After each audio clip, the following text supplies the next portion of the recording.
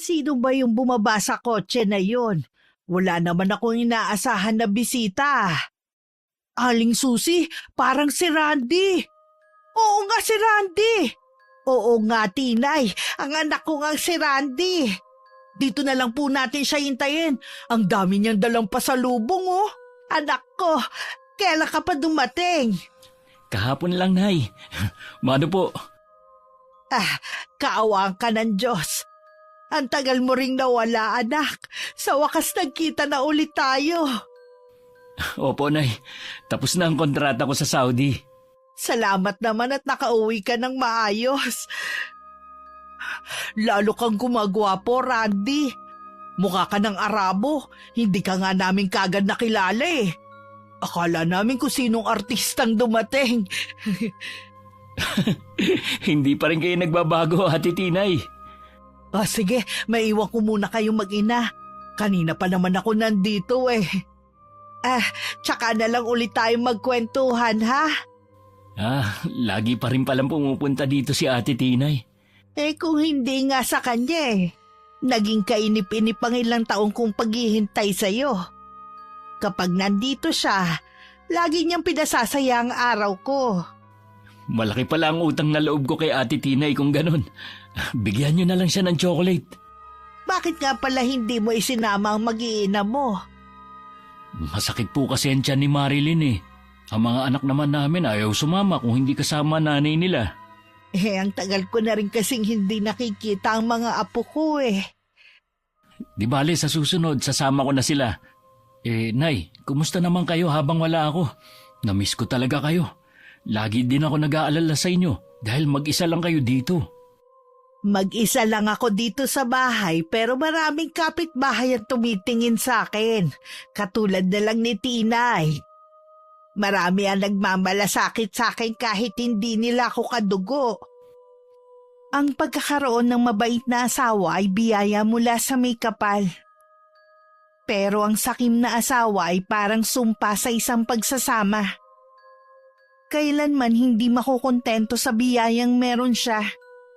Ang labis na kasakiman, madalas sumahantong sa kapahamakan ng mga mahal sa buhay. Mapagpalang araw, Miss Gwen. Matagal niyo na akong taga-subaybay at talaga namang nakakaadik ang makinig sa inyo simula nang irekomenda ng kapitbahay ko ang channel niyo. Araw-araw akong nakikinig at umaasa na isa na ang kwento ko sa maririnig ko. Tawagin niyo na lang akong Susi.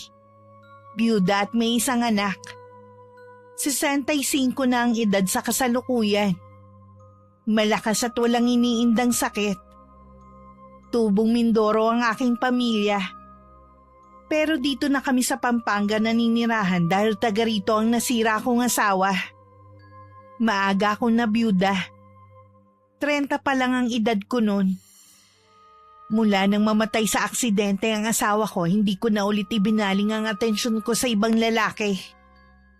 Na kahit ilang buwan pa lang siyang namamatay noon, marami na ang nagpapalipad hangin sa akin. Buong buhay ko, inilaan ko na lang sa nag-iisa kong anak. Kung ano-ano ang pinasok kong trabaho para mapagtapos siya sa pag-aaral. Hanggang sa nakapag-asawa siya at hindi nagtagal nakapag-abroad. Ano po ba ang pinagkakaabalahan niyo? Tumatanggap pa rin ako ng mga tahiin. Malaking tulong din kasi yun sa pang-araw-araw ko. Hindi ba kayo binibigyan ni Marilyn ng pera? Paminsan-minsan.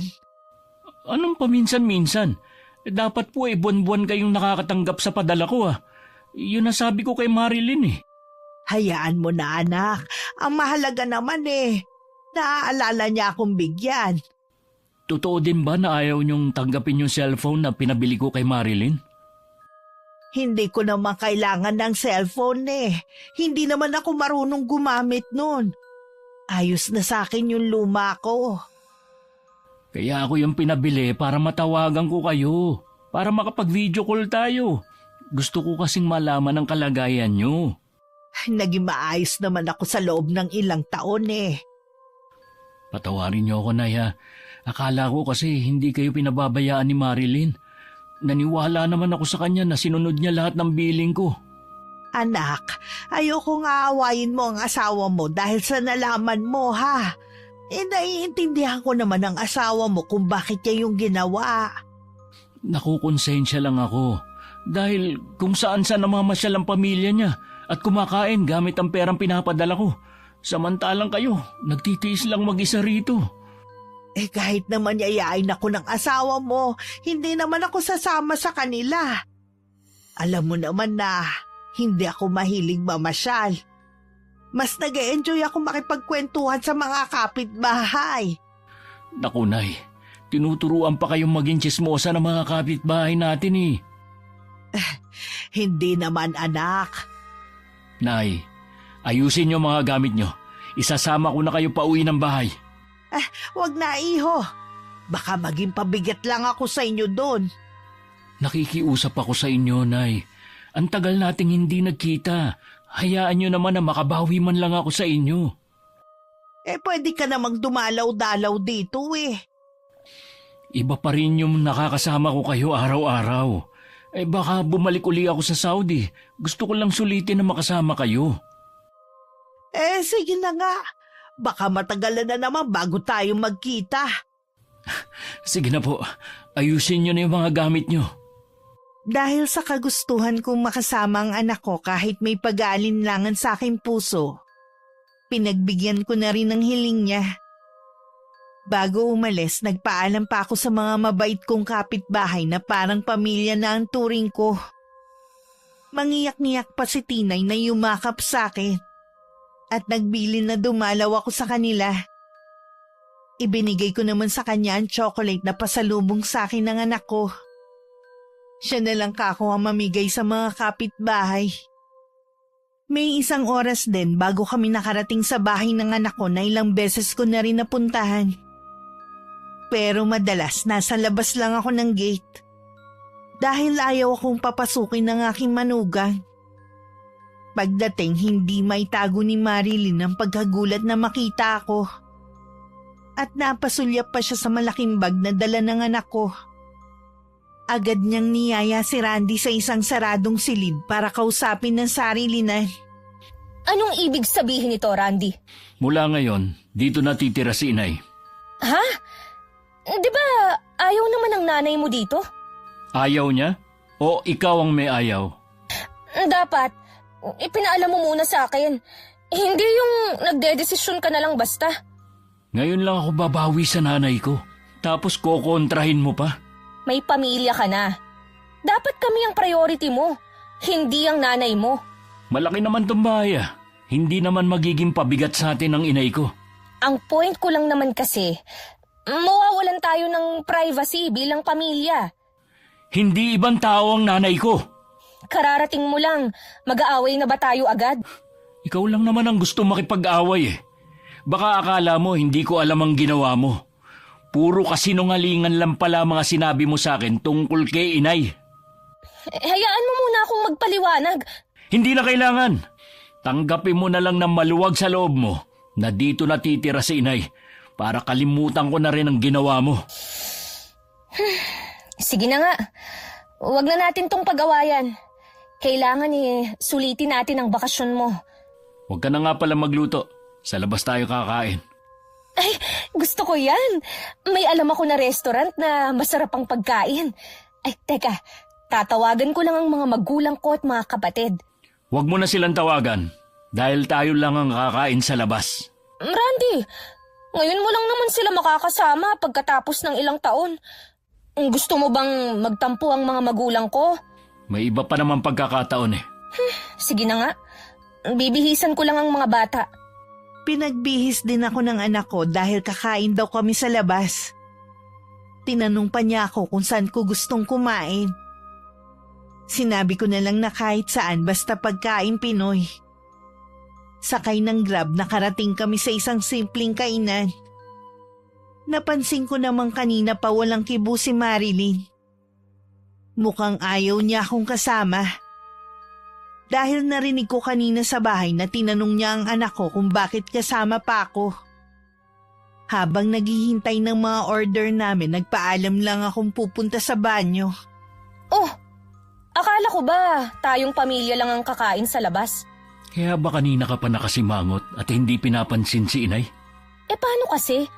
Hindi ko isinama ang mga magulang at mga kapatid ko dahil akala ko, sabi mo, tayo lang ang kakain sa labas. Hindi ko ba pamilya si inay? Ha? Kayo nga ng pamilya mo kung saan-saan kumakain at namamasyal. Hindi nyo man lang maalala na yayain ng inay na alam mong nag-iisa lang sa bahay. May narinig ka ba sa akin? Ha? Ilang oras pa lang nating kasama ang inay mo? Ilang beses na tayong nagtatalo dahil sa kanya. Ikaw ang may problema, hindi si inay. Mula pa kanina, pinakita mo na ang tunay mong ugali pagdating sa nanay ko. Akala ko pa naman tanggap mo siya at aalagaan kapag nasa malayo na ako. Hindi na nga ako magkanda-ugaga sa pag-aalaga sa mga anak natin eh. Pag-aalagain mo pa ako sa nanay mo. Sana man lang kahit ibinigay mo mga kailangan niya. Pero anong ginawa mo? Ultimo maliit na halaga na pinaaabot ko sa'yo, hindi mo ibinigay. Akala ko ba, hindi mo na yan uungkatin kapag pumayag ako na sa atin tumira ang nanay mo? Ayusin mo kasi ang ugali mo. Ayokong tatratuhin mo na parang ibang tao si inay. Oo na. Pabalik na ako sa lamesa namin nang makita ko na parang nagtatalo ang mag-asawa. Bago ko makalapit, tumigil na rin sila. Ilang sandali pa dumating na ang mga order namin. Pinagsilbihan naman ako ng anak ko. Inalok niya ako ng lahat ng mga nakahain sa mesa namin. Salamat anak ha. Kumain ka na rin. Nay, kung may gusto pa kayo, magsabi lang kayo o orderin natin. Ang dami nga nitong in-order mo eh. Mauubos kaya natin to. Pwede naman nating iuwi kapag hindi naubos. Kumain lang po kayo, Nay. Halos lahat po ng in-order ni Randy paborito nyo. Oo nga eh. Oh, mga apo, bakit hindi kayo masyadong kumakain? Ay naku, Nay. Hindi po kasi nila gusto ang pagkain dito eh. Di sana sa iba na lang tayo kumain. Doon sa gusto ng mga apo ko. Di kayo naman po ang hindi nakakain. Alam kasi namin na pagkain Pinoy lang ang gusto nyong kainin. Pasensya ka na, iha, kung medyo maselan ako sa pagkain, ha? Hindi nyo kailangang humingi ng pasensya, Nay. Marami pa naman pagkakataon para kumain sa ibang restaurant na gusto naman nila. Pilitin na lang natin na ubusin ang pagkain. Sayang din kasi ang mahal pa naman. Hindi lang ang mga apo ko ang tamilmil sa pagkain, pati ang manugang kong si Marilyn. Halata sa ekspresyon ng mukha niya na hindi niya gusto ang pagkain. Kahit masarap naman ang mga pagkain at paborito ko pa ang ilang putahe, nawalan na rin ako ng gana. Ipinabalot na lang ni Randy ang natira at inuwi namin. Nag-enjoy naman ako dahil nakasama ko ang anak ko at mga apo. Pagdating sa bahay, agad na ako nagpunta sa silid na ibinigay sa akin. Kumain lang naman kami sa labas, pero napagod agad ako. Naiiling na lang ako dahil parang pinapaalala no na tumatanda na ako. Mahal, matutulog ka na ba? Hindi pa naman. Bakit? Kachat ko kasi sina Mama. Tinatanong nila kung kailan daw tayo magbabakasyon. Gusto raw nilang pumunta ng Palawan eh. Napapagod pa kasi ako eh. Alam mo naman, nakararating ko lang kahapon. Yun nga ang sabi ko eh. Di ba, anniversary na nila sa isang buwan. Kaya gusto nilang mag-celebrate sana sa Palawan. Matagal pa naman pala eh. Mabuti na rin kasi na habang maaga pa mapagplanuhan na natin, di ba? Dapat sila nagpaplano nun at hindi tayo. Nasanay kasi ang pamilya ko na kapag may planong mamasyal o magbakasyon, ako ang taga-ayos ng lahat. Mabuti nga yun para makapag-relax ka rin habang nagbabakasyon ka rito. Ilang taon din ako na puro trabaho. Ang gusto ko sana, mahabang pahinga na dito lang sa bahay. Grabe ka naman.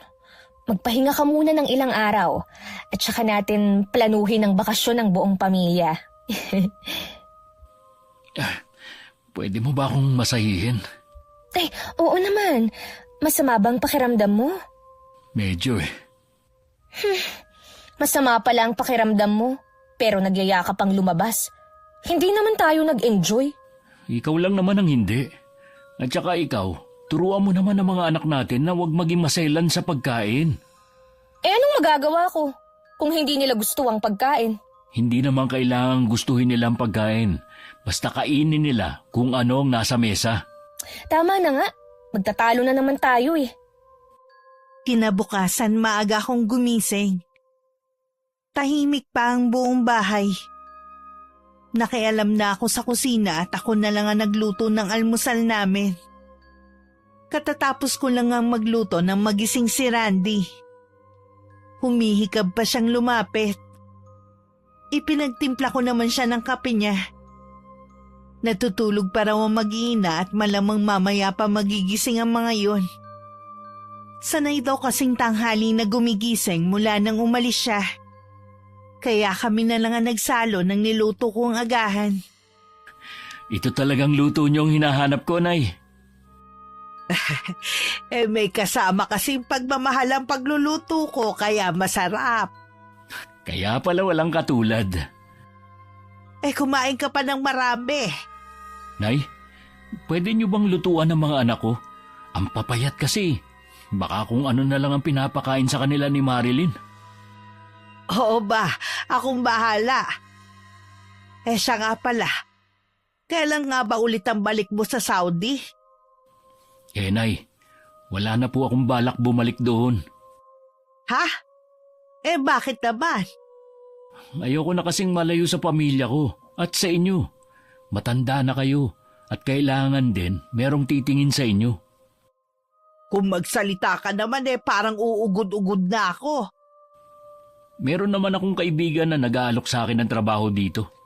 Hindi man kasing laki ng kita ko sa Saudi, kahit papano, kasama ko naman ang mga mahal ko sa buhay. Sinabi mo na ba kay Marilyn ang desisyon mo? Hindi pa. Kumukuha lang ako ng tiyempo para sabihin sa kanya. Masaya ako na hindi ka naaalis. Hindi naman kasi sa lahat ng pagkakataon pera ang mahalaga. Kailangan mo lang ipaliwanag ng mabuti sa asawa mo para maintindihan niya. Oo naman, Nay. At saka kahit hindi niya magustuhan, hindi na rin magbabago ang isip ko. Kahit ano pang desisyon mo, anak, lagi lang ako nandito para suportahan ka. Nararamdaman kong magkakaproblema ang anak ko oras na ipaalam niya sa asawa na hindi na siya babalik sa ibang bansa. Pero tama naman ang desisyon niya. Masyadong maluho ang manugang ko at ang kanyang pamilya.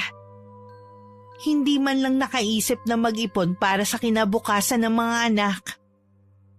Naghahanda na ako ng tanghalian nang lumabas si Marilyn sa kwarto nila kasama ang dalawa kong apo. Kahit hindi niya sabihin, ipinagtimpla ko pa rin siya ng kape at gatas naman sa mga apo ko. Hinanap din niya si Randy. At sinabi kong kanina pa umalis. Alam niyo ho ba kung saan nagpunta si Randy? Ang paalam niya makikipagkita lang daw siya sa kaibigan niya. Sana naman umuwi na siya. Yayayain kasi namin siyang kumain sa labas Naghahanda na kasi ko ng pananghalian natin Iinitin ko na lang sana yung mga natirang ulam na inuwi natin. Ay, hindi kami kumakain ng tira-tira ng mga bata. Sana po, ipinakain niyo na lang sa mga aso sa labas. Sayang naman kung ipapakain lang sa mga aso. Ang mahal pa naman. Kung nanghihinayang ho kayo sa pagkain, kayo na lang ang kumain. Basta kami, hindi rito kakain. Hihintayin na lang namin si Randy. Hindi naman kasi nagpasabi kung anong oras darating ang anak ko. Baka matagalan pa yun. Kung hindi pa siya darating, pwede naman kaming umorder online ng pagkain, gaya ng lagi naming ginagawa. Hindi maganda sa kalusugan ang kumain ng mga pagkain na ino-order nyo lagi sa mga fast food. Kaya nga ang dami na nagkakasakit ngayon ano ho ang gagawin ko? Hayaan na magutom ang mga anak ko. hindi naman sila sanay kumain ng mga lutong bahay. Dapat nga habang bata pa, sanayin mo na sila. Mas okay pa rin kasi kung magluluto na lang dito para makatipid din kayo. Alam ko ang gagawin sa mga anak ko, kaya wag na ho kayong makialam. Mga magulang ko nga hindi ako pinakikialaman. Kayo pa kaya? Nagmamalasakit lang naman ako Hindi ko kailangan ng pagmamalasakit nyo. Oo, sige. Hindi na ako makikialam. Kung magbabago ang isip ninyo, may sinaing naman ako rito. Teka, bakit naman ang dami niyong sinaing? Sa susunod, magpapaalam muna kayo sa akin bago kayo makialam sa kusina. Pasensya ka na ha. Yan ang gagawin ko sa susunod. Pasado alauna na hindi pa rin dumarating si Randy. Kanina pa rin siya tinatawagan ng asawa pero hindi siya sumasagot. Lukot na nga ang mukha nito at nagrereklamo na rin sa kanya ang dalawang bata na nagugutom na. Ang ginawa niya, umorder na nga lang ng pagkain at sa sala sila kumain na mag-iina. Habang nasa kusina ako at mag-isang kumakain. Gusto ko rin sanang hintayin ng anak ko para may makasabay ako. Kaya lang nagugutom na rin ako. Ilang sandali lang dumating na rin si Randy. Nagtaka pa siya na bakit sa sala kumakain ng mag-iina. Umorder na lang kami ng pagkain. Kanina pa nagugutom ang mga bata Bakit kasi ang tagal mo? Yayayain ka sana namin kumain sa labas May hinintay pa kasi akong isang kaibigan Na-traffic siya. Kaya nalate sa usapan namin.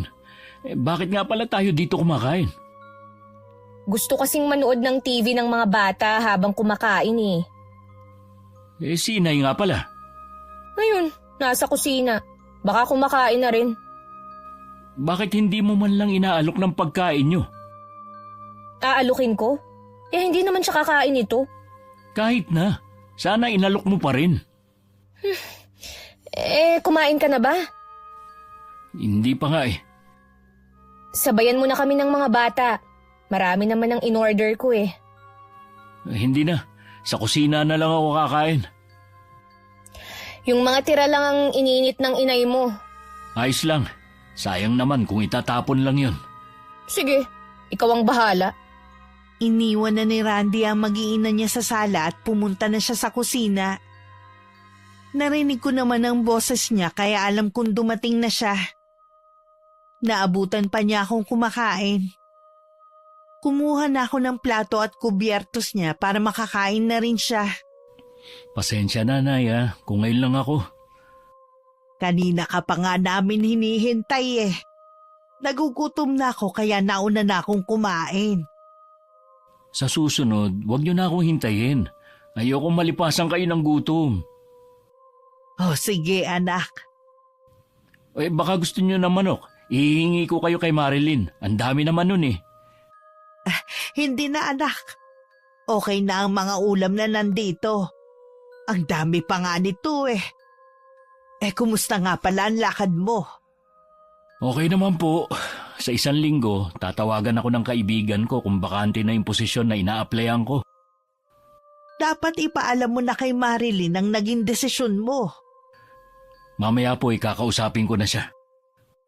Noong hapon, nagulat kami ng anak ko na may mga kaibigan na dumating si Marilyn.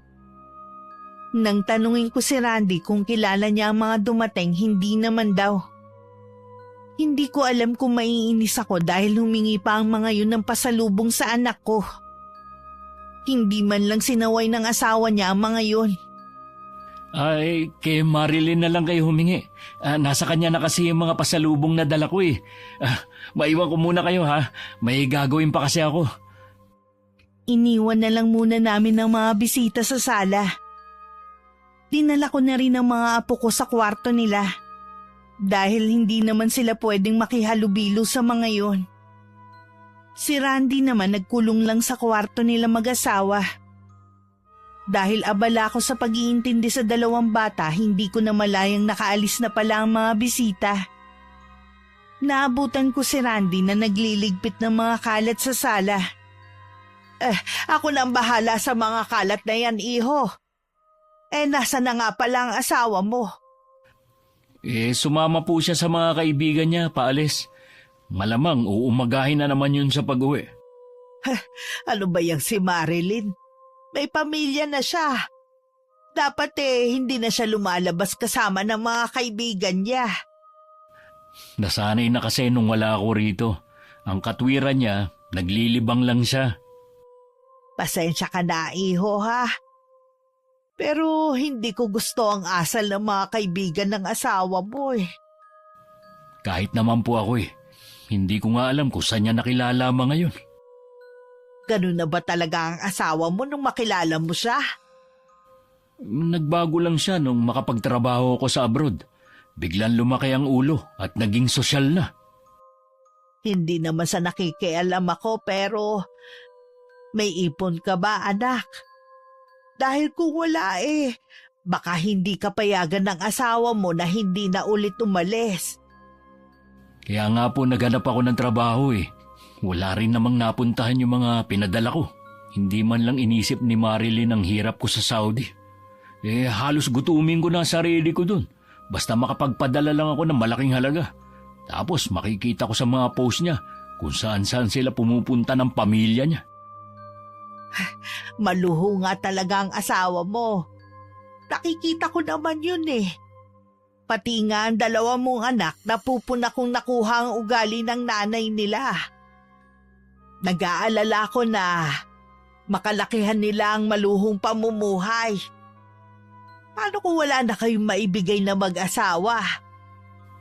Hindi naman ako nagkukulang ng paalala kay Marilyn Ngayon na nandito na ako na lang po ang didisiplina sa mga anak ko. Nandito lang naman ako para tulungan ka. Salamat, Nay. Hindi ko talaga kakayanin kung wala kayo sa tabi ko. Ikaw ang lalaki, anak. Ikaw ang magdadala ng pamilya mo. Huwag mo sanang hayaang ikaw ang mapasunod ng asawa mo. Alam kong mahal mo siya. Pero dapat lang na siya ang sumunod sa'yo. Lalo na ikaw ang kumikita. Hindi ko naman hahayaan na masunod ang lahat ng kapritsyo niya. Malambot kasi ang puso ng anak ko at bihira lang magalit. Namana niya ang ganong ugali sa ama niya. Hindi ko rin naman siya masisi na mahalin ang asawa niya dahil maganda talaga yun. Pinakamaganda sa lahat na naging nobya niya. Yun nga lang sablay sa pag-uugali. Noon pa ayoko na sa kanya. Nararamdaman kong hindi siya makakabuti sa anak ko. Pero dahil mahal siya ng anak ko, mas pinili kong manahimik na lang. Gaya nga ng sabi ni Randy, mag-uumaga na nang dumating si Marilyn. At hapon na siya nagising. Gusto na sanang makipag-usap sa kanya ng anak ko pero isiningit na naman ito ang tungkol sa pamilya niya. Mahal, kinukulit na ako ng mga magulang ko kung kailan daw tayo magpapalawan. Kung gusto niyo magpalawan, di bahala kayo. Ano bang klaseng sagot yan, ha? Ano bang gusto mong isagot ko, ha? Kung gusto nyo, ituloy nyo ang pagpunta doon. Sila naman ang gagastos Hindi mo yata ako naiintindihan Ipaliwanag mo kasi na maayos. Kaya ako to sinasabi sa'yo dahil gusto ng mga magulang ko na ikaw ang gumastos. Regalo mo daw sa kanila. Ano ka mo? Pati ba naman yun? Ako na nga gumastos sa iba niyong bakasyon dati, kahit hindi ako kasama. Alam mo naman na wala ng trabaho pareho ang mga magulang ko, kaya wala silang pera. Oh, yun naman pala Bakit kailangan nilang pumunta doon? Wala naman pala silang budget. Huwag mong sabihin na hindi mo sila pagbibigyan. Sapat na lang ang pera ko dito. Baka wala pang 1 buwan, ubus na to. Oh, babalik ka pa naman sa abroad Tsaka ka na lang mag-ipon ulit. Wala na akong balak bumalik doon. Ha? Bakit naman? Isipin mo naman, sa loob ng 5 taong pabalik-balik ko sa Saudi, ito palang bahayan na ipupundar natin. Wala ka man lang ipon. Anong gusto mong gawin ko, ha? Ipunin lahat ng padala mo? Hindi na kami gumastos, ganon? Hindi yun eh. Alam mo na hindi panghabang buhay ang pagtatrabaho sa abroad. Dapat naging masinop ka sa pera. Lagi naman kitang pinaalalahanan tuwing magkausap tayo sa cellphone. Pero ano ginawa mo? Umiiwas ka. Alam mo naman na gusto ko ring maranasan ang mga hindi ko naranasan dati. Hindi naman siguro masama yun. Dapat nagtitira ka. Pati kasi pamilya mo nakikinabang sa padala ko. Pero nanay ko, pinagdadamutan mo. Oh, anong mangyayari sa atin ngayon kung hindi ka nababalik sa Saudi? Naghanap na ako ng trabaho dito.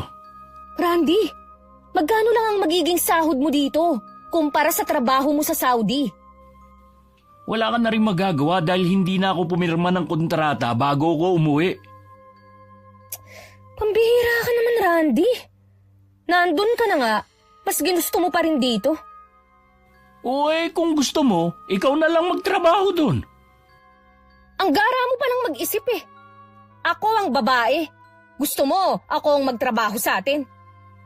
Para maranasan mo kung paano ang buhay doon. Kung paano maging OFW. Akala mo kasi ganun lang kadali ang buhay namin doon. Hindi ako namumulot lang ng pera na pinadadala sa'yo. Sana man lang pinahalagahan mo. Tapos naman na yun. Hindi na natin maibabalik ang mga nagastos ko. Paano ko ba ito ipapaliwanag sa mga magulang at mga kapatid ko? Sabihin mo sa kanila na wala na kamo silang magagatasan. Yan ba ang tingin mo na ginawa nila, ha? Ay, hindi ba? Teka nga, kailan ka pa naging madamot sa pamilya ko, ha? Simula nang malaman ko na pinagdadamutan mo ang nanay ko. Sus, pasalamat ka nga eh. Binibigyan ko pa siya ng pera. Malakas pa naman siya. Bakit hindi siya magtrabaho? Para hindi siya laging nakaasa sa'yo. Nag-iisa lang ang nanay ko. Samantalang kayo ng pamilya mo, pati na mga kapatid mong pamilyado na, umaasa na rin sa akin. Pinakisamahan ka ng maayos ng pamilya ko. Tapos ngayon, susumbatan mo ko dahil sa kanila. Baka naman nakakalimutan mo. Bumait lang naman sila sa akin nung nakapag-abroad na ako.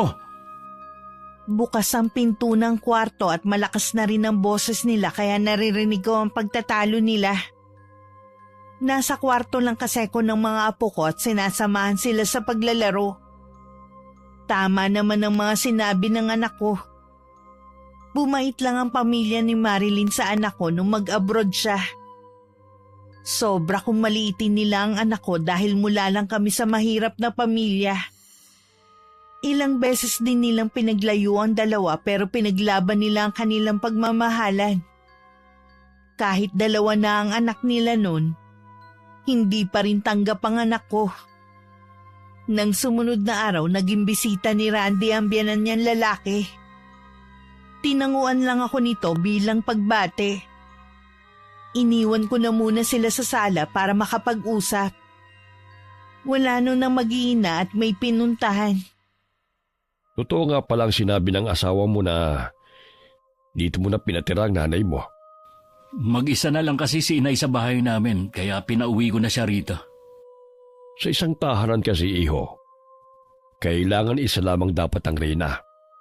Ang inaalala ko lang, baka pagmulan nyo ng problema ng anak ko ang pagpapatira mo sa nanay mo dito sa bahay nyo. Hindi naman inaagawan ng trono ni inay si Marilyn. Nakakatulong pa nga si inay dito sa bahay dahil ang anak nyo walang ginawa kundi ang gumimik kasama ng mga barkada niya.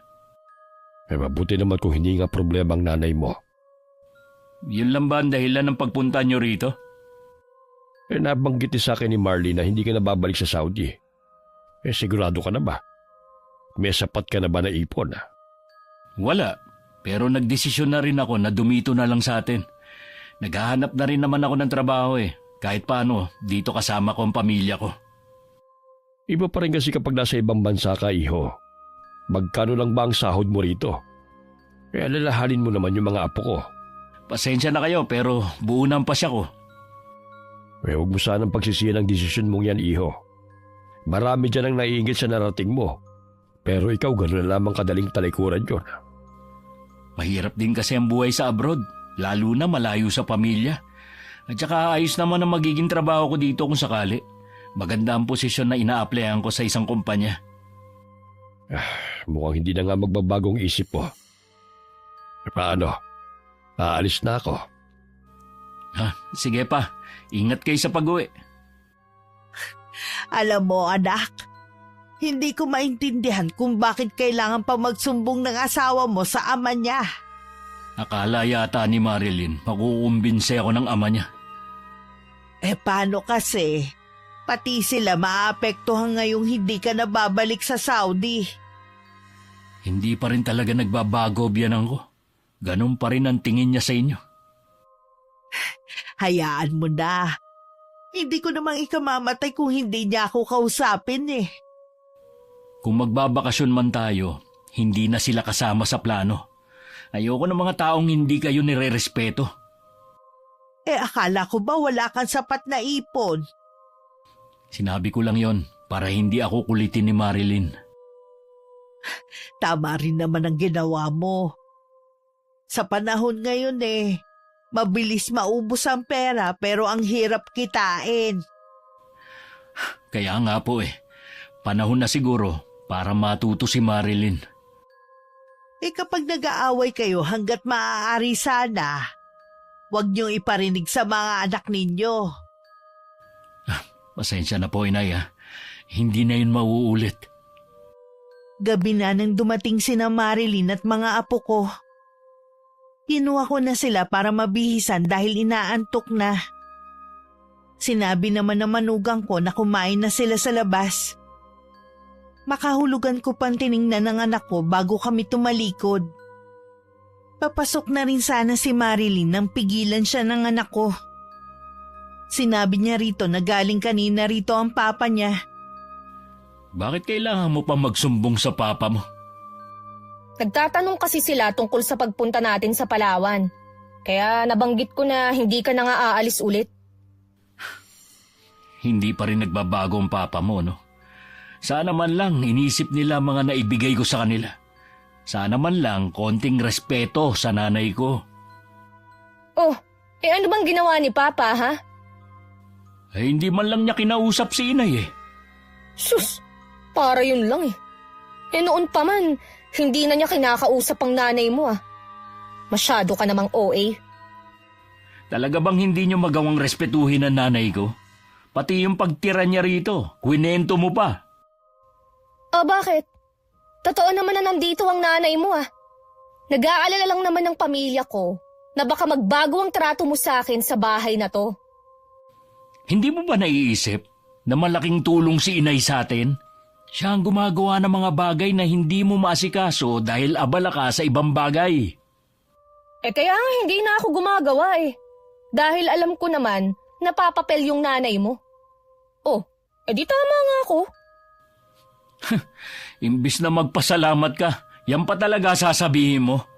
Wala ka na nga ang ginawa kundi ang matulog dito sa bahay Alam mo, Randy, kung lagi na lang tayong mag-aaway dahil sa nanay mo, mabuti pang pauwiin mo na lang siya. May bahay naman siya Sarili mo lang ba talaga ang iniisip mo at ang pamilya mo? Kaya ako nga dinala si Inay dito dahil wala siyang kasama sa bahay namin. Di hanapan mo ng kasama. Problema ba yun? Ay sayaw at sa gusto mo, dito lang si Inay. Baka nakakalimutan mo. Asawa mo ako. At ako ang mas may karapatan sa kanya sa bahay na to. Ay mas lalo naman ako dahil ako ang bumili ng bahay na to. Mabuti pa. Magsama kayo ng nanay mo. Mula nang dumating ako sa bahay ng mag-asawa ni minsan hindi ako pinakitaan ng maganda ni Marilyn. Pinaparamdam niya talaga sa akin na hindi niya ako gustong makasama. Binabaliwala ko na lang ang mga pinapakita niya. Ang mahalaga sa akin, natutulungan ko ang anak ko sa dalawa niyang anak at mga gawaing bahay. Iniwasan ko na rin na sumama sa kanila kapag kakain sa labas. Hanggat maaari kasi ayoko makigulo pa. Dumating ang araw na natanggap sa trabaho si Randy. Imbis na matuwa si Marilyn, parang hindi pa niya nagustuhan yun.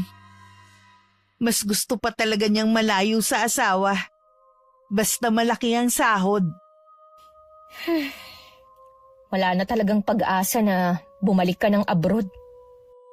Mas gusto mo pa yatang malayo ako sa inyo eh. Kung sa tingin mo, nagsasakripisyo ka sa malayo, kami rin naman. Hindi mo man lang inisip ang kinabukasan ng mga bata. Sana kasi nagtatabi ka rin sa mga pinadadala ko sa iyo. Kaso mo, ubos biyaya ka. Oo na, kasalanan ko na. Malaki rin ang sahod ko. Magagawa pa rin naman natin kumain sa labas at mamasyal, gaya ng nakasanayan nyo ng mga bata. Pero hindi na natin pwedeng isama ang pamilya mo. Baka isipin naman nila, nagdadamot na tayo. Alam naman nila na wala na ako sa abroad ah. Dapat maintindihan nila yun. Nasanay na rin kasi sila na tuwing kakain sa labas, kasama sila, kahit sa mga bakasyon. Ikaw naman ang nagsanay sa kanila eh. Kaya bahala ka ng magpaliwanag. Kahit hindi natuloy ang bakasyon nila sa Palawan, sana naman, bigyan mo sila ng regalo sa anniversary nila. Bibigyan na lang kita ng pambili ng regalo. Ikaw na ang bahala. Regalo lang? Wala na ako may bibigay kundi yun. Kung gusto mo palang maibigay ang mga luho ng pamilya mo, sana nagtrabaho ka na lang para sa kanila. Randy, ano bang problema mo? Hindi ka naman dating ganyan ah. Alam mo siguro, nasusulsulan ka ng nanay mo. Walang sinasabi si inay. Huwag mo siyang idamay sa usapan. Sabi ko na nga be, problema lang ang dala niya sa bahay na to. Tigilan mo na nga ang kakasabi niyan kay inay. Kung totoo naman kasi. Ang totoo kasing problema dito, nagagalit ka at ang pamilya mo dahil hindi na ako babalik sa Saudi. Ay, alam mo, nakakapagod na paulit-ulit na lang ang pinag-aawayan natin. Ikaw kasi. Mabuti pa sigurong tanggapin ko na lang na dito ka na talaga magtatrabaho. Ay, dapat nga ganun. Pasensya ka na kung lagi kitang inaaway. Naiintindihan naman kita. Napansin kong masigla na ang anak ko. Nakita ko ring inaasikaso na siya ng manugang ko. Masaya na rin ako dahil ibig sabihin nun nagkaayos na silang mag-asawa. Natanggap na siguro ni Marilyn na wala na talagang balak bumalik ng Saudi si Randy. Lumipas ang mga araw, madalas pa rin umaalis si Marilyn. Pero bago naman umuwi si Randy galing trabaho, nandito na siya sa bahay. Malamig pa rin ang pakikitungo niya sa akin. Kinakausap lang niya ako kapag kaharap ang anak ko. Nasaan ang mga bata? Nasa kwarto na sila at naglalaro. Hindi ba sila kakain? Pinakain na raw sila ni inay. Ewan ko ba kung bakit kailangang pakainin ng maaga? Mabuti nga na kumain na sila. Dapat nga nasa tamang oras ang kain nila eh. Wala naman yun sa oras. Basta ang importante, kumakain bago matulog. Ang mabuti pa kumain na tayo. Masamang pinaghihintay ang grasya. Oo nga. Kanina pa rin naman ako nagugutom. Sa dami kasi ng trabaho, nakalimutan ko magmerienda. Naku, hindi ka dapat nagpapalipas ng gutom sa trabaho. Kanina lang naman yun. Dapat siguro nagbabaon ako ng sandwich. Minsan kasi hindi na ako pumupunta sa kantin eh. Hayaan mo. Bukas gagawan kita ng sandwich na babaunin mo. Salamat, mahal. Siya nga pala. Nabilang mo na ba ng regalo mga magulang mo? Oo, kanina lang. Ang plano na nga lang nila kumain sa labas. Mas okay nga yun eh. Sabi ko nga sa kanila, dapat sila lang dalawa. Huwag na akong isama ang mga kapatid ko. Maiba nga pala ako. May trabaho na ba si Kuya Ted? Wala pa nga Malapit ng mga nakang asawa niya. Baka gusto niya mag-apply sa amin. Sasabihin ko sa kanya, alam mo naman yun, mapili sa trabaho. Sa panahon kasi ngayon, hindi na dapat siya namimili. Katulad niyan, manganganak na pala ang asawa niya. Wala pa nga silang naitatabi eh. Nanghihiram sa akin. Sabi ko, wala naman akong pera. Noon pa kasi may pagkatamad na ang kuya mo. Sana binago niya ang ganong ugali. Hindi naman kami nagkulang ng paalala sa kanya eh. Ay, wag na nga natin siya pag-usapan. Kumain na lang tayo. Nay, ang sarap po na niluto niyong ulam Alam ko kasi na isa yan sa namimiss mo kaya niluto ko. Masarap nga. Iyon nga lang eh, parang napaalat yata. Iniiwasan ko pa naman ng maaalat na pagkain. Uwe, kumakain ka nga ng mga fast food eh. Tsaka tama lang naman ang timpla. Sabihin mo nga pala sa akin ng mga ulam na kinakain mo, Iha. Para mapagluto din kita. Ay nako, baka hindi nyo kayang lutuin ang mga pagkain gusto ko. Oo nga, Nay. Medyo sosyal kasi itong asawa ko eh. Kung ganun kayo na lang ng mga bata. Nakakatuwa nga ang mga anak mo Marunong na silang kumain ng gulay. Mabuti naman kung ganun. Habang naghahapunan, tuloy lang ang kwentuhan ng dalawa habang tahimik lang akong kumakain. Nagtatawanan pa sila sa mga biruan nila. Hiling ko lang sana na tuloy-tuloy ng maayos ang relasyon nila. Nasasaktan rin ako kapag nag-aaway sila at makitang malungkot ang anak ko. Nang mga sumunod na araw, napansin kong lagi lang nasa bahay si Marilyn. Pero lagi siyang may kausap.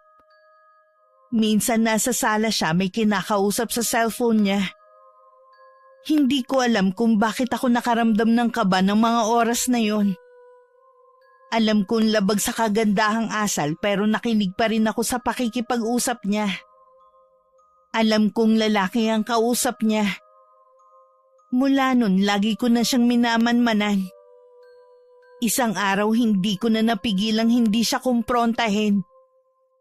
Aalis ka ba para makipagkita sa lalaki mo? Ano? Makikipagkita ho ako sa mga kaibigan ko. Alam kong may iba kang lalaki. Kailan mo pa niloloko ang anak ko, ha? Hindi ko ho alam ang sinasabi nyo. Wala akong lalaki. Huwag ka na magkaila pa. Ilang beses kong narinig ang pakikipag-usap mo sa lalaki mo. Pati ba naman ang pakikipag-usap ko? Pinakikialaman mo? Hindi ka na nakontento sa pakikialam sa pag-aalaga sa mga anak ko at pati dito sa bahay. Huwag mong ibahin ang usapan para mabaling sa akin ng sisi. Alam kong masaya ka dahil ako ang gumagawa ng mga bagay na dapat ginagampanan mo. Kung labag naman pala sa loob nyo ang ginagawa nyo rito sa bahay, edi bumalik na lang kayo sa inyo. Hanggat hindi sinasabi ng anak ko na umalis ako, dito lang ako. Matigas ka talaga, no? Lahat naman ginawa ng anak ko para sa iyo Ano pa bang kulang? Tama lang naman naggawin niya lahat. Dahil pamilya niya kami. Kaya siguro pilit mo siyang pinapaalis dahil may iba kang lalaki. Oras na magsumbong ka kay Randy at masira ang pamilya namin. Tandaan mo, hindi kita mapapatawad. Ikaw ang sumira sa pamilya mo dahil sa pagiging makasarili mo. Gusto mo sa'yo na lang lahat. Wala akong pakialam kung yan ang tingin mo sa akin. Basta tumahimik ka. Sino ka para patahimikin ako, ha? Dapat kasi hindi ka nalang isinama rito ni Randy. Alam mo naman na may pamilya na ang anak mo. Sana, hindi ka na nagsumiksik pa dito. Ayaw mo ko nandito dahil alam mong anumang oras, pwede kang mabuko sa ginagawa mong pagtataksil. Ipapaalam ko to kay Randy. Hindi ka pwedeng magsumbong kay Randy. Isipin mo naman ang mga anak namin. Hindi ka ba naaawa sa kanila? Hindi ka nga naawa sa anak ko Lagot ka sa mga magulang ko kapag isinumbong kita. Yan lang ba kaya mong ipanakot sa akin, ha? Sige, Magsumbong ka sa mga magulang mo! Hihintayin ko sila rito! Mula nang kinausap ko ang manugang ko, lagi na siyang balisa. Hindi na rin siya sumasabay sa aming kumain. Alam kong naiilang siya sa presensya ko. Ang ginawa ko, sumasabay na lang ako sa pagkain sa mga apo ko para sabay silang kumain mag-asawa. Madalas din siyang tulala at malalim ang iniisip. Hanggang napuna na siya ng anak ko. Tuwing tinatanong naman siya ni Randy, lagi namang walang problema ang sagot niya. Isang umaga kami na lang ng mga bata ang nasa bahay. Pagkaalis kasi ni Randy, umalis na rin ang manugang ko at hindi man lang nagpaalam sa akin. Habang hinahanda ko ang tanghalian ng mga bata, dumating naman ang balaay kong babae. Wala dito si Marilyn. Kami lang ng mga bata ang nandito. Alam ko, nasa bahay ang anak ko. Pinatulog ko muna dahil hindi daw siya makatulog dito sa bahay nila. Bakit naman? Dahil sa'yo. Tinatakot mo daw siya. Gusto nga sumama pa ng asawa ko, pinigilan ko lang. Ako pa talaga ang sinabihan niyang nananakot sa kanya. Baka naman nakukonsensya na siya dahil sa ginawa niyang panloloko sa anak ko. Hindi mo ba alam na may ibang lalaki ang anak mo? Binibigyan mo lang ng mali siya ang pakikipag-usap niya kay Aris. Magkaibigan lang sila noon pa. Alam ko ang narinig ko. Hindi ako pinanganak kahapon at lalong hindi ako tanga. Oras na masira ang pamilya ng anak ko, walang dapat sisihin kundi ikaw. Ngayon alam ko na kung bakit ganun ang ugali ni Marilyn. Meron naman palang pinagmanahan. Ang mabuti pa, umalis ka na sa bahay na ito. Bigyan mo ng katahimikan ng pamilya nila. Aalis lang ako dito kapag mismong anak ko na ang nagpaalis sa akin. Saan ka ba kumukuha ng kapal ng mukha na tumira rito? Alam mo namang ayaw sa'yo ni Marilyn. Kayo, saan ba kayo kumuha ng kapal ng mukha para magpasasa sa perang padala ng anak ko? Bigay sa amin ng anak ko yun. At wala kang pakialam doon.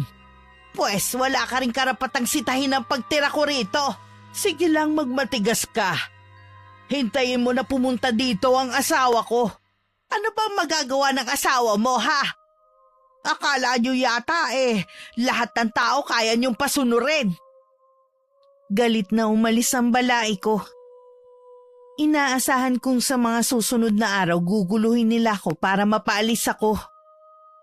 Kung hindi ko lang sana natuklasan ang lihim ni Marilyn, baka nga umalis na lang ako para sa katahimikan ng bahay na to. Unti-unti na rin kasing lumalabas ang tunay na ugali ng pamilya ng manugang ko. Hindi lang sila mga sugapa sa pera. Pati pala ugali nila hindi rin maganda. Parang gusto ko tuloy pagsisihan na hindi ko pinigilan ng anak ko noon na pakasalan ng asawa. Sana hindi siya napabilang sa pamilya nila. Masasaktan talaga ng husto si Randy. Oras na sabihin ko sa kanya ang tungkol sa ginagawa ng asawa niya. Sana kumilos ang tadhana na siya na mismo ang makatuklas ng kataksilan ni Marilyn. Hindi ko kasi kayang saktan ng damdamin ng anak ko. Maagang dumating si Marilyn ng araw na yun. Halatang galit siya sa akin. Inaasahan ko naman yun dahil siguradong nagsumbong na ang mama niya.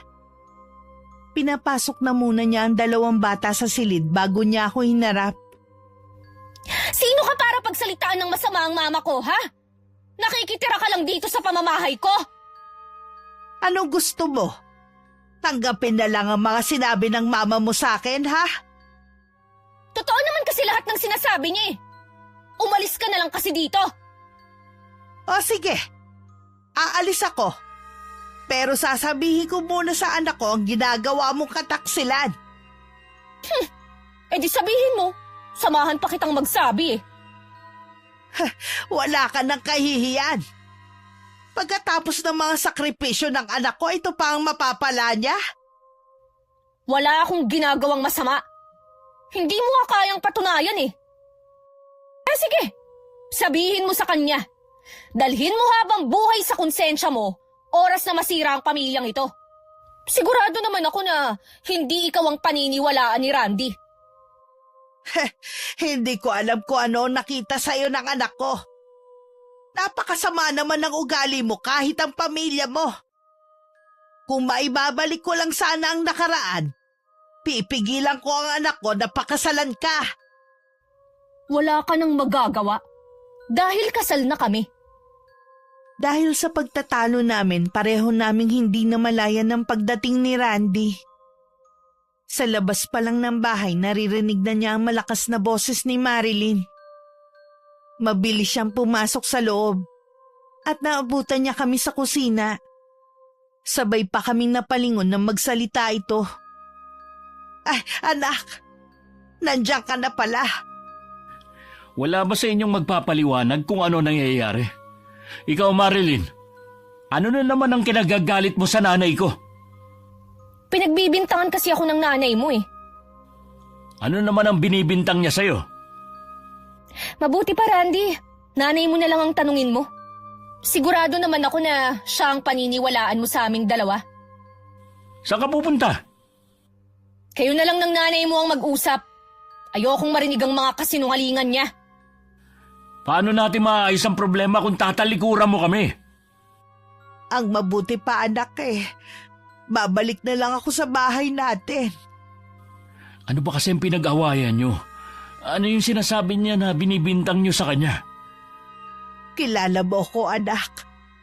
Hindi ko ugali ang manira ng kapwa ko. Ang gusto ko bantayan mo ang asawa mo. Huwag puro trabaho ang atupagin mo. Ano pong ibig niyo sabihin? Ang asawa mo na lang ang tanungin mo. Bukas na bukas din aalis na ako sa bahay na to. Patawarin mo ko, anak, ha?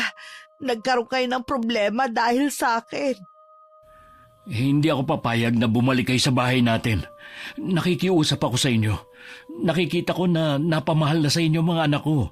Hindi sila malapit sa mga biyanan ko. Pero sa inyo, sa sandaling panahon, nakuha nyo na agad ang loob nila. Malulungkot din ako kapag hindi ko na sila makakasama. Pero ayoko na mas lalo kayong magkagulong mag-asawa.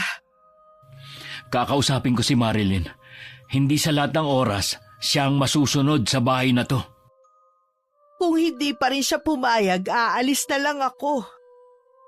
Pagkatapos ng pag-uusap namin ni Randy, pinuntahan ko na ang mga apo ko sa silid nila. Agad silang yumakap sa akin na para bang nararamdaman nila ang balak kong pag-alis. Sa kwarto naman nila mag-asawa, naabutan ng anak ko si Marilyn na may kausap sa cellphone. Agad itong nagpaalam sa kausap niya. Hindi mo ba talaga kayang maging mabait sa nanay ko? Hindi dahil inaagawan niya ako ng trono sa bahay na ito. Pati pakikipag-usap ko sa cellphone, binibigyan niya ng mali siya. Tama ba naman na pagbintangan niya ako na may lalaki, ha? Matanda na si inay. Sana pinagpapasensyahan mo na lang. Ang gusto ko, alisin mo na siya rito. Para matahimik na ang bahay na ito. Wala namang ginagawang masama si inay. Ikaw lang naman tong ayaw sa kanya. Hindi mo ba naiisip na palapit na sa kanya mga anak natin? Malulungkot sila oras na umalis ang lola nila. Ang dami nang ang alam ng dalawa Marunong nang kumain ng gulay at nagdadasal na rin bago kumain at matulog. Dahil yun kay inay. So ipinamumukha mo sa akin na wala akong silbing ina, ganun ba? Dapat nga ikaw ang nagtuturo nun sa mga anak natin pero ang nanay ko pa talaga. Sige, gagawin ko yan. Basta paalisin mo lang ang nanay mo dito. Ngayon nga lang ako bumabawi sa nanay ko Sa lahat ng hirap niya sa akin tapos gusto mo pang paalisin ko siya. Kung hindi dahil sa kanya, wala ako sa kinalalagyan ko ngayon. Wala kang utang na loob sa kanya. Obligasyon niya na pag-aralin at bigyan ka ng magandang buhay. Mahal ko si inay, kaya gusto kong bumawi sa kanya. Ayoko sa kanya at ayokong nandito siya. Hindi mo ba ako naiintindihan, ha? Kapag umalis si inay, sasama ako sa kanya. Mag-isa ka sa bahay na to. Ano? Mas pipiliin mo ang inay mo kaysa sa akin, ha? Anong klase kang asawa? Nagtitimpi lang ako sa ugali mo at sa mga naririnig ko sa mga kaibigan natin na mga ginagawa mo habang nasa abroad ako. Sige, sila ang paniwalaan mo kaysa sa akin na asawa mo. Isang ebidensya lang at talagang iiwan kita. Isasama ko ang mga anak natin. Gawin mo at mananagot ka sa papa ko. Lagi naman yan ang panakot mo eh. Ano bang meron dyan sa ama mo? Ha? Malalaman mo. Oras na iwan mo ko. Nang sumunod na araw, dumating naman ang balay kong lalaki. Si Marilyn ang nagpapasok sa kanya. Kasalukuyan ako naglilinis noon ng kusina nang tawagin ako ng manugang ko. Pagpunta ko sa sala, prenteng nakaupo si Manuel. Si Marilyn naman pangiti-ngiti sa isang tabi. Kitang-kita ko rin ang galit sa mukha ng ama niya. Nagsumbong na naman siguro sa'yo tong anak mo, no? Natural na magsusumbong sa akin ang anak ko dahil inaapin niyo siya sa sarili niyang pamamahay. Walang umaapi sa kanya sa bahay na ito. Mula nang magsama sila ng anak ko, nagbuhay reyna ng anak mo at alam yan ni Marilyn. Tama lang. Dahil hindi namin pinalaki ang mga anak namin para lamang maghirap sa mga asawa nila. Eh ano ba talaga ang sadya mo, balae? Umalis ka na sa bahay na ito bago pa kita kalad ka rin palabas. Sino ka para gawin sa akin yan, ha? Huwag mo akong subukan. Hindi ko alam kung saan kayo kumukuha ng kakapalan ng mukha ng mag-ama. Ipinaglalaban ko lang ang karapatan ng anak ko. Eh pareho lang naman tayo nakapakanan ng mga anak natin ng iniisip. Sana kung nagmamalasakit ka sa pagsasama nila, pagsabihan mo yung anak mo na maging tapat naman sa anak ko. Alam na ng papa ko na ginagawan mo lang ako ng kwento na may ibang lalaki. Wala kang maipakita na ebidensya eh. Ang kapal ang mukha mo para sirain ang pagsasama ng dalawa. Bumalik ka na sa pinanggalingan mo at hayaan mong mamuhay ng tahimik ang mag-asawa. Magkaroon ka naman sana ng kahihiyan, Nay. Umuwi ka na sa inyo. May sarili ka namang bahay eh. Huwag ka na makihati sa kita ng anak mo. Ipaubaya mo na lamang yun sa mag-iina. Bibigyan lamang kita ng ilang araw para umalis sa bahay na ito. Eh kung wala na kayong sasabihin, maiwan ko na kayo. May gagawin pa kasi ko sa kusina. Sana naman umalis na siya. Hindi talaga ako mapakali kapag nandito siya. Sabihin mo lamang ako kapag hindi pa siya umalis. Kakalad ka rin ko talaga sa palabas ng bahay na ito. Salamat pa ah. Lagi kayong nandyan.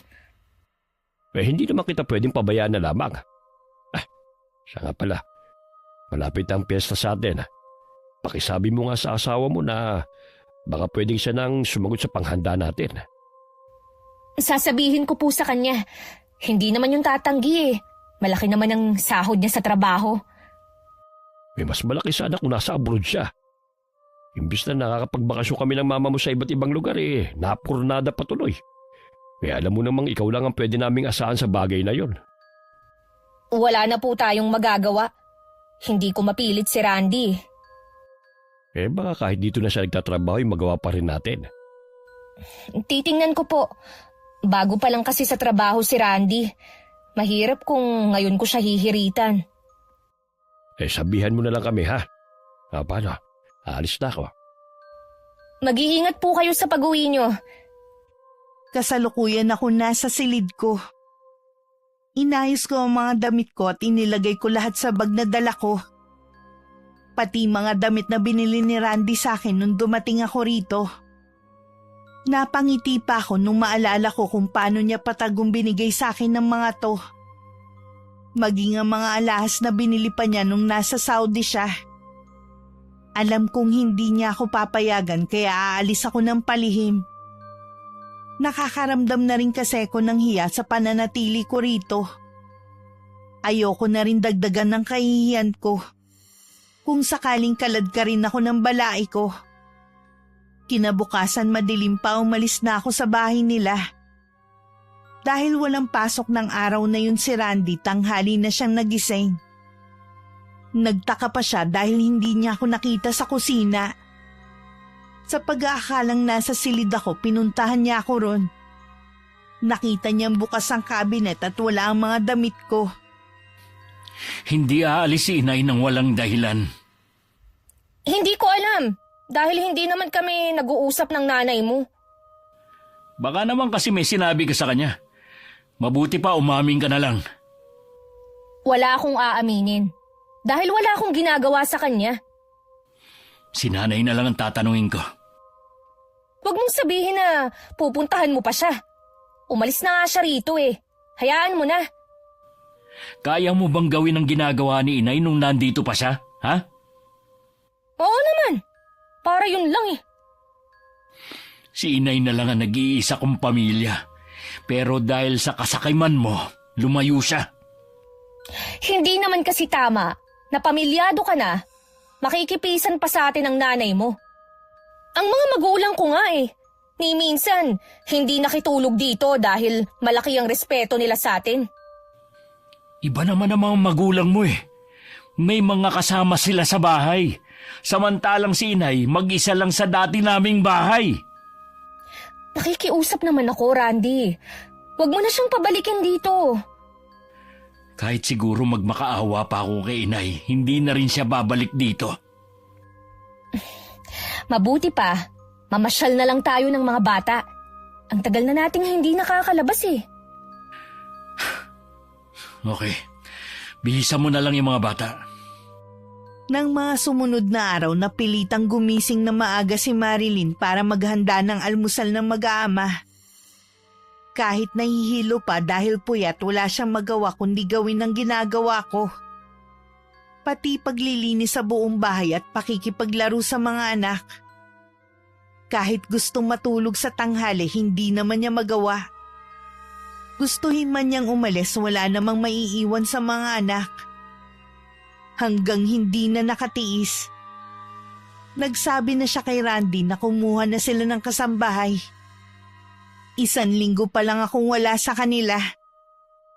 Alam mo ba kung magkano na ang bayad sa kasambahay ngayon, ha? At wala din naman papayag na mababa ang sahod. Napapagod na kasi ako eh. Kulang na nga ako sa tulog oh. Mahirap kumuha ng kasambahay ngayon kahit kakilala pa natin. At saka 4 na lang naman tayo dito sa bahay. Konti lang naman ang gagawin. Ang hirap nga eh. Hindi na nga ako makalabas man lang kasama ng mga kaibigan ko. Akala ko ba kaya mo lahat ng ginagawa ni inay? Wag na nga natin siyang pag-usapan. Pwede kang kumuha ng kasambahay, pero ikaw ang magbabayad. Bakit ako? Saan naman ako kukuha ng pambayad? Kaya nga eh. Wala ka naman palang pambayad. Ang lakas na ang loob mong magsabi na kumuha ng kasambahay. Malaki naman ang sahod mo ah. Hahatiin ko sa 2 ang sahod ko dahil kailangan ko magbigay kay inay. Ano? Bakit mo naman siya bibigyan ha? Nakalimutan mo na ba? Hindi mo ibinigay sa kanya yung lahat ng perang para sa kanya. Hindi mo ba naiisip na sa gagawin mong yan, kami ng mga anak mo ang magsasakripisyo? Hindi kayo magsasakripisyo dahil ibibigay ko naman lahat ng kailangan nyo. Baka ang ibig mo sabihin, ang pamilya mo ang magsasakripisyo dahil wala na akong balak magbigay sa kanila. Umuwi ka lang dito. Naging madamot ka na. Dahil nakita ko kung gaano ka kaswapang sa pera. Pati yung maliit na halaga para kay inay, nagawa mo pang kupitin. Mas higit naman akong may karapatan sa sahod mo kaysa sa nanay mo. Pasalamat na lang siya. Kahit papano binigyan ko siya. Wala na talaga akong masabi sa kasakiman mo. Hindi ako papayag. Nakahati ko ang nanay mo sa sahod mo. Sasabihin ko to kay Papa. Ay sige, sabihin mo. Wala akong pakialam. Randy! Bumalik ka rito! Nag-uusap pa tayo! Randy! Buisit talaga. Ang tanda na mamasmoy pa rin. Simula nang umalis ako sa bahay ng anak ko, may ilang beses na rin akong dinalaw ni Randy. Naikwento ko na rin sa kanya ang ginawang pakikipag-usap sa akin ng mga magulang ni Marilyn. Kung paano nila ako sinabihan na umalis sa bahay na yon. Hindi niya yun nagustuhan. Pero sabi ko na lang na hayaan na. Nang araw na yon hindi ko inaasahan ng pagdating ng anak ko. Ganong oras kasi nasa trabaho siya. Mas lalo ako nag-alala nang makita ko ang malaking pasa sa mukha niya. Teka, nakipag-away ka ba ha? Opo, Nay. Hindi ko na kasi napigilan yung galit ko kanina eh. Sinugod ko yung lalaki ni Marilyn. Ang kapal pa ng mukha na sabihin na matagal na sila. Matagal na daw akong balak hiwalayan ng asawa ko kung hindi lang daw sa pera ko. Paano mo nalaman ang tungkol sa lalaki ng asawa mo? May kaibigan ako na nakakita sa kanila sa isang handaan noon. Kinunan pa sila ng video. Ngayon nga lang niya pinakita sa akin dahil nag-aalangan daw siya dati. Yun siguro ang lalaking lagi niya kausap sa cellphone niya. Pwede mo silang kasuhan, anak. Hindi na po. Ayokong mag-aksaya ng oras sa kanila. Magsama na sila ng lalaki niya basta sa akin ang mga anak ko. Ano pa kayang hinahanap ni Marilyn sa'yo at nagawa pa niya manlalaki? May mga ganun talagang babae, Nay. Hindi makontento sa asawa nila. Kasalanan ko rin siguro dahil malayo ako sa kanya. Magpalamig ka na muna ng ulo ha bago ka umuwi. Baka kasi masaktan mo ang asawa mo dahil sa bugso ng galit mo eh. Kaya nga po dito ako tumuloy. Ayoko munang umuwi sa amin. Bahay mo pa rin to at kahit anong oras pwede ka rito. Ang kwarto mo nga pala ang una kong ipinaayos. Salamat po, Nay. Hindi ko na alam ang gagawin ko eh. Kung ano ang tingin mong tama, yun ang gawin mo. Kahit masakit. 2 araw ding hindi umuwi si Randy sa bahay nila. Hindi rin niya sinasagot ang tawag ng asawa. Nasisiguro naman daw niya na nakapagsumbong na sa kanya ang lalaki nito na alam na niya ang relasyon nila. May mga gabing nakikita ko siyang umiiyak sa dilim. At labis ako nasasaktan para sa kanya. Kapag kaharap naman ako, laging may nakapaskil ng ngiti sa labi niya para hindi ako mag-alala. Nung araw na yun, nasa bahay nila Marilyn ng papa niya. Sakto balak umuwi ni Randy para kunin ang mga damit at isama ang mga anak. Ano bang pumasok sa ulo ng asawa mo at bigla na lamang siyang umalis ng bahay? Hindi ko nga po alam eh. Basta na lang siyang hindi umuwi. Sigurado ako, nandun siya sa nanay niya. Kapag hindi pa siya umuwi ngayon, pupuntahan natin siya sa bahay ng nanay niya. Hindi na po kailangan. Nandito na ako. Nagpakita ka ng hayop ka. Ilang araw mong hindi inuwian ng mag-iina mo. Ang gusto ko, umuwi ka na rito sa bahay niyo at humingi ka ng dispensa, anak ko. Bakit ko naman gagawin yun? Sa taksil niyong anak. Ang video na to ang katibayan ng pagtataksil nila ni Aris. Nakakaya ka?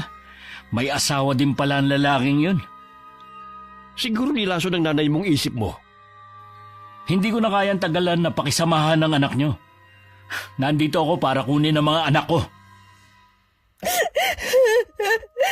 Randy, maawa ka. Huwag mo akong iwan. Hindi mo maaaring gawin yan. Inuutusan kita na umuwi na rito. Sino kayo para utusan ako? Ha? Ang mabuti siguro, ang iuwi nyo, yung anak nyo, doon sa inyo. Hindi ka aalis dito. Dito lang tayo. Ay, ikaw ang bahala. Mabuti nga yun para magkausap kayo ni Dina. Dina? Sinong Dina? Yung asawa ni Aris. Nakalimutan mo na ba agad? Yung babaeng iskandalosa. Paano niyo nalaman yung bahay natin? Huwag mong sabihin, sinabi mo. Kaibigan mo siya, di ba? Sa tingin mo, hindi siya makakagawa ng paraan? Paanong gagawin natin? Nakakahiya. Baka malaman ng mga kapitbahay. Tabi-tabi pa naman ng mga bahay dito. Eh di huwag mong papasukin. Mas lalo siyang magwawala. Kilala ko si Dina. Mabuti pa umuwi na lang tayo sa bahay. At ikaw, Randy, imbis na ipagtanggol mo ang asawa mo, ikaw pa talaga nagpahamak sa kanya. Siya ang gumawa ng kalokohan at hindi ako. Mas mabuting harapin niya yun kesa takasan niya. Eh baka naman malaking pagkukulang mo sa anak ko. Kaya niya yung nagawa. Naku, pasensya na kayo kung nagawa niyang magloko habang nasa abroad ako at nagpapakahirap doon para maibigay ko lang ang pangangailangan niyo. Tama na! Kahit ano pang sabihin mo, ikaw pa rin ang may kasalanan ng lahat ng to! Pagkatapos ng problemang ito, kailangan niyo pa rin magkaayos ni Marlene. Naiiling na lang si Randy. Habang nakasunod ang tingin sa mag-ama na daig ba ang pugante na tumatakas. Ni hindi man lang nagawa ng asawa na magpaalam muna sa mga anak. Tuwang-tuwa naman ang dalawang bata na makita ang ama. At lalo silang natuwa nang malaman na makikita at makakasama na nila ako ulit. Pagdating sa bahay, halos ayaw nang humiwalay sa akin ng mga apo ko. Bumitiw lang sila sa akin nang kailangan na nila matulog. Desidido na rin si Randy na hiwalayan ng asawa at gagamitin niya ang ebidensyang nasa kanya. Para hindi kunin na manugang ko ang mga anak nila. Inaasahan ko rin na bigla na lang susulpot si Marilyn sa bahay namin. At talagang isidama mo pa ang ama mo rito. Hindi ka ba makakilos nang wala siya? Ayoko ng mahabang usapan. Gustong bawiin ng anak ko ang mga bata. Mabuti pa ilabas mo na sila at nang makaalis na kami. Huwag mo sanang kalilimutan na nasa bahay kita. Wala kang karapatan na manduhan ako. Nakikiusap ako sa inyo, Nay. Ilabas niyo na ang mga anak ko. Hindi mo naman talaga mahal ang mga anak mo eh. Sarili mo lang ang mahal mo. Gagamitin mo lang naman sila para perahan si Randy. Kung ako sa iyo huwag mo na silang kunin para hindi ka nakasuhan ng anak ko. Alalahanin mo nasa hustong gulang na ang mga bata para mamili kung kanino sila sasama. Huwag ka mag-alala, anak. Gagawa tayo ng paraan. Gusto ko pong makausap si Randy. Hindi ka rin niya haharapin. Gusto ko lang pag-usapan namin ang tungkol sa mga bata. Hintay mo na lang na kontakin ka niya. Bibigyan ko lamang hanggang bukas ang anak mo para makipag-usap sa amin. Dahil kung hindi, magsisisi siya. Hindi rin naman sineryoso ni Randy ang pagbabantang yun ng biyanan niya. Ayaw talaga ng anak kong makipagkita sa asawa kahit kinausap ko siyang makipagkita. Para pagkasunduan ng tungkol sa mga anak nila. Lumipas ang 1 linggo na wala kaming balita kay Marilyn at sa pamilya nito. Nakahinga naman kami ng maluwag at walang iniisip na baka manggulo na naman ang mag-ama dahil sa hindi na pagbigyan ng gusto. Lingid pala sa amin may ibang pinaplano ang balai ko.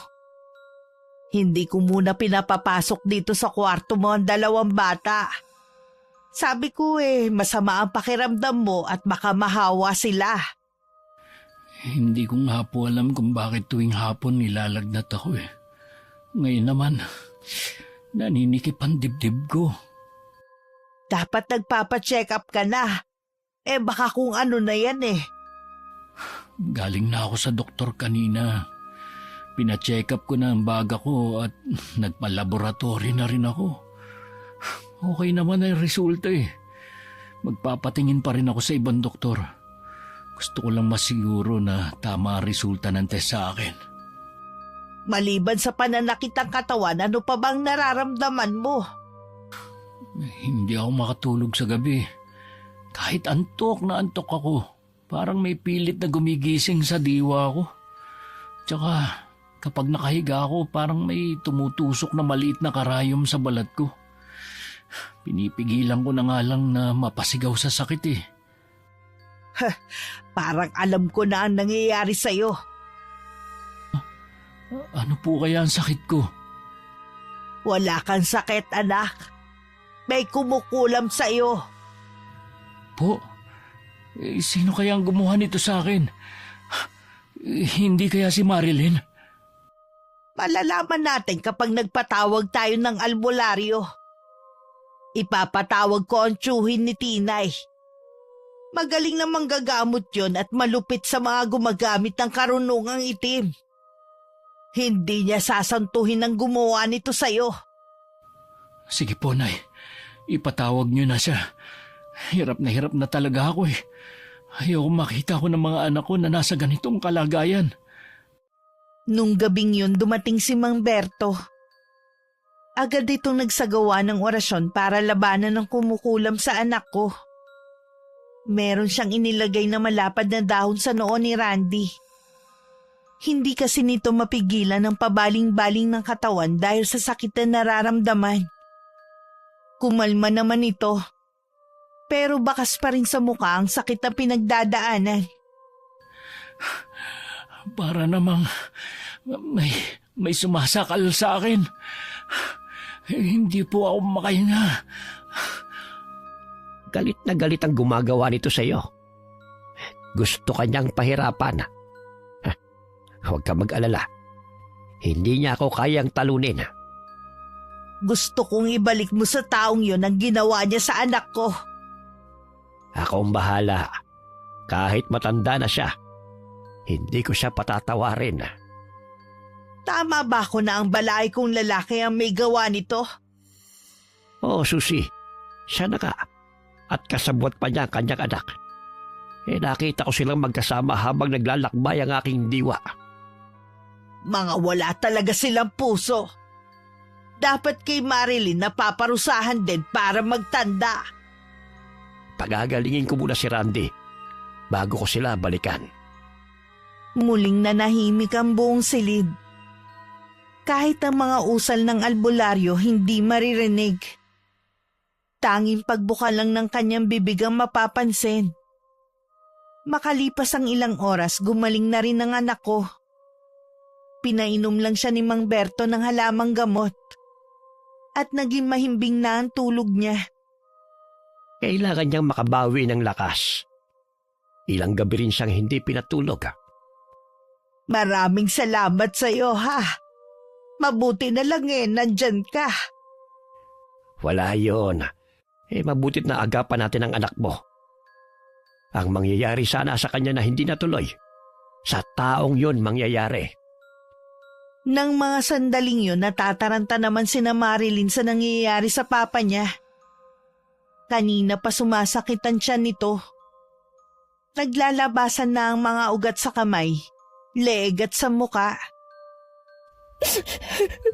Humihingi na po ng tulong sina Mama at Kuya. Dadalhin na po namin kayo sa ospital. Hindi ako mapapagaling ng mga doktor. Nabigo ako, anak. Natalo ako. Ano pong ibig niyong sabihin? May magaling na albularyong nagpagaling kay Randy. Ibinalik niya sa akin ang sumpang ginawa ko. Nalaman po kaya nila na kayo ang nasa likod ng nangyari kay Randy? Oo, anak. Ikaw nang bahala sa mama mo. Nararamdaman ko na hindi na ako magtatagal. Sorry pa. Kasalanan ko tong lahat. Kung di dahil sa akin, hindi mangyayari to sa inyo.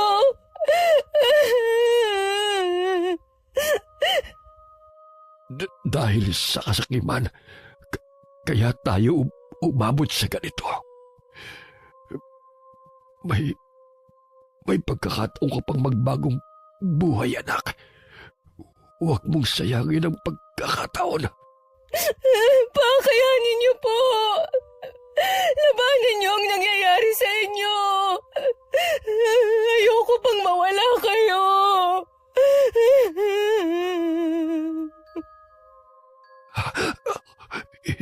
Hindi ko na kaya, anak. Patawarin mo ko. Hindi ako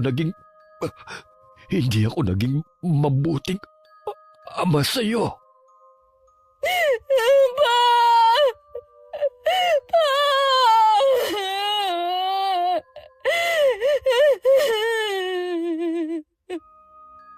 Lumaki pa ng lumaki ang tiyan ni Manuel hanggang sumambulat yun. Tumalsik pa kay Marilyn ang ilang bahagi ng laman loob nito at kumalat pa sa buong silid. Nagtitili na lang siya hanggang dumating ang ina at mga kapatid. Kahit sila nabigla sa nadatnan. Ilang sandali ring tulala lang silang lahat. Naging tikom din ang bibig ng pamilya nila sa tunay na ikinamatay ni Manuel. Makalipas nga ang 1 buwan, nagpunta si Marilyn sa bahay namin. Hindi naman ako nagulat sa itsura niya. Kung gaano siya kaganda nun, kabaliktaran na ngayon. Nawala ang kinis ng balat niya na dating mala porselana. Malaki rin ang nabawas sa timbang niya. Yun ang epekto ng kulam ni Mang Berto. Wala na pala ang papa ko. Nabalitaan nga namin. Pasensya ka na kung hindi kami nakapunda. Nailibing na kasi ang ama mo nung mabalitaan namin. Ayos lang. Bakit ka nga pala nandito? Gusto ko lang humingi ng tawad sa mga nagawa ko sa inyong kasalanan. Nagsisisi na po ako. Pinatatawad na kita. Ikaw pa rin naman ang ina ng mga anak ko. Pinapatawad na rin kita. Alisin mo na ang bigat dyan sa dibdib mo. Marami pong salamat. Napakabuti niyo. Sana rin po hayaan niyo ako na madalaw ang mga anak ko. Gusto ko pong iparamdam sa kanila na nagbago na ako at mahal ko sila. Hindi kita inaalisan ng karapatan sa bagay na yan. Pero sana, huwag ka nang umasa na magkakabalikan pa tayo. Huwag kang mag-alala, Randy. Hindi ko hihilingin yun. Para lang talaga sa mga bata. Sana rin po mapatawad niyo na rin ang papa ko. Nagbayad na siya sa ginawa niyang kasalanan, sapat na yun. Sana lang matahimik na ang kaluluwa niya nasan man siya ngayon. 1 beses sa 1 linggo dinadalaw ni Marilyn ng mga anak niya sa bahay. Naging magkaibigan naman sila ng anak ko sa kabila ng mga nangyari. Alam kong masaya sila na hanggang magkaibigan na lang sila. Ang mahalaga na patawad na nila ang isa't isa at wala nang galit sa mga puso nila. Ang pagiging sakim ay isa rin sa dahilan ng problema sa isang tahanan o pagsasama. Kapag sariling kapakanan lamang ang laging iniisip at hindi makontento sa kung anong meron, kapahamakan ang magiging resulta. Gaya ng nangyari kay Marilyn at sa kanyang ama. Nabuhay nito ang naging kapalit dahil sa kagustuhan na mahawakan sa leeg si Randy. Alam ko marami ang may ganitong pangyayari sa buhay nila, Miss Gwen. Sana hindi lang ako, ang anak kong si Randy, at higit sa lahat ang manugang kong si Marilyn ang may napulot na aral sa naging karanasan naming ito. Maging sana ang mga kapwa ko tagapakinig sa inyong channel. Maraming salamat sa pagpili ng sulat ko. Wakas. Okay, shoutout po tayo. Shoutout kay Miss Ami Yong. Hi kay Janelle Lasam. Hi kay Prot from Cebu City. Hi kay Jamaica Solas. Hi kay Giselle Capiding. Hi kay Josefina Fuelias from Pasig. Hello kay Angel San Pedro from Saudi Cobar. Hello kay Colin Esperal. Shoutout sa Barangay Bigyan, Polilo, Quezon na laging nakikinig. Maraming salamat sa inyo. Hi kay Amori Saceda from Saudi. Hello kay John Roy Reyes. Hi kay Emily Servano from Amman, Jordan. Hello kay na Gladys San Ramon, Marlo Coylan, and Gerald Lapik. Hi kay Michael Atencion from Talavera, Nueva Ecija. Hi kay Jora Lu Joy Joy from Mindanao. Hi kay Jen Duwering o Doring. Hello kay Grace Coronel from Batangas. Hi kay Jessica Sobremonte from Quezon City.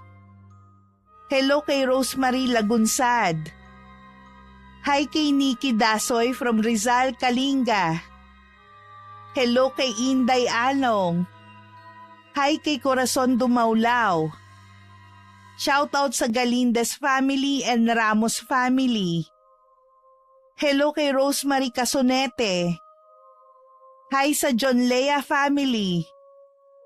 Hi kay Cassie Barcelona from Bahrain. Shoutout sa Mahinay family and Espaliona family. Shoutout sa Bakay Onera family. Hello kay na Ma'am Jonaline Nisperos Rivera at Germaline Gakayan na masugid natin taga-subaybay. Maraming salamat po. Hello kay Marilyn Gasha sa Andre from Cagayan Valley. Hi kay Maylin Acedron from Saudi. Hello kay Margie Gianga from Kuwait. Shoutout sa Benny Dals PH from Abha, Riyadh. Hi kay Raquel Laure from Muntinlupa City. Hello kay Loida Padayogdog. Hello kay na Raquel Hasigawa, her husband Mitsuru, and Uncle Buboy in Mexico, Pampanga. Hi kay na Troy, Tresha May at Axel Rose. Hello kay Jennifer Uwano from New Zealand. Hi kay Nerissa Molina. Hello kay Cherry Joy Totanes. And hi kay Arlene Castro Ramos. Maraming salamat po sa patuloy niyong pagsuporta at pakikinig. Ingat! God bless!